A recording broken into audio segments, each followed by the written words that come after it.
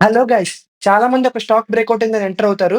But ఆ stock ఒక 15% అలా కదిలితే వీళ్ళు మాత్రం ఒక 2% మూనే క్యాచ్ చేస్తారు. అసలు ఎందుకు ఇలా జరుగుద్దంటే సింపుల్‌గా చెప్తాను వినండి. ఒక స్టాక్‌లోకి ఎంటర్ అయ్యే ముందు అసలు 2 ఎంట్రీ, ఎగ్జిట్ 2 తెలుసుకోవాలి చాలా ఇంపార్టెంట్. అయితే ఏంటంటే చాలామంది ఎగ్జిట్ తెలుసుకోరు. అసలు ఎగ్జిట్‌కి కొన్ని రూల్స్ ఉన్నాయన్నమాట. దీన్ని ఎలా చెప్తారంటే ఎగ్జాక్షన్ క్యాండిల్ చూసి ఎగ్జిట్ అయిపోవచ్చని చెప్తారు. అయితే రూల్స్ ఫర్ ఎగ్జాక్షన్ క్యాండిల్ అని కొన్నున్నాయి. ఆ 5 రూల్స్‌ని గుర్తుపెట్టుకోవడం చాలా ఇంపార్టెంట్ అన్నమాట. అయితే ఎగ్జాక్షన్ క్యాండిల్ అంటే ఏంటి? ఇక్కడ 5 రూల్స్ రాసాను క్లియర్‌గా చూడండి. ఫస్ట్ రూల్ వచ్చి APS after a strong up trend. అంటే చూసినట్టయితే క్లియర్‌గా ఒక అప్ ట్రెండ్ తర్వాత లాస్ట్‌లో ఫార్మ్ అయింది కదా! అదే ఎగ్జాక్షన్ క్యాండిల్. అయితే దీన్ని ఎలా కనిపెట్టొచ్చు? ఫస్ట్ దానికి లాంగ్ అప్పర్ విక్ ఉండాలి. మీరు చూసినట్టయితే ఎంత పెద్ద అప్పర్ విక్ ఉందంటే అదే ఇంచుమించు ఒక 3% ఆఫ్ ద మూవ్ ఉంటదన్నమాట. And second thing closes near లో.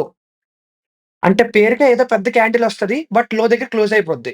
అంటే ఫోర్త్ పాయింట్ వచ్చి ఆర్ఎస్ఐ ఆర్ ఎంఏసీడీ డైవర్జెన్స్. ఇది కంప్లీట్ వీడియో అప్‌లోడ్ చేస్తాను. మన ఛానెల్‌లో చూడండి. అండ్ లాస్ట్‌దొచ్చి వాల్యూ స్పైక్. ఇది పెద్ద ఫాల్స్ అన్నమాట. ఏదో వాల్యూ స్పైక్ వచ్చింది కదా! అని పైకెళ్ళిపోద్దనుకుంటారు. బట్ అక్కడ మీనింగ్ ఏంటంటే సెల్లర్స్ ఎక్కువైపోయి వాల్యూమ్ రైజ్ అవుద్ది అంతే. అండ్ ఈ 5 రూల్స్‌ని గుర్తుపెట్టుకోండి. సూపర్ అన్నమాట. అండ్ కంటెంట్ నచ్చితే లైక్, షేర్ అండ్ సబ్స్క్రైబ్. మన ఛానెల్‌లో ఫుల్ వీడియోలంతా అప్‌లోడ్ చేస్తాను. చూసేయండి గైస్.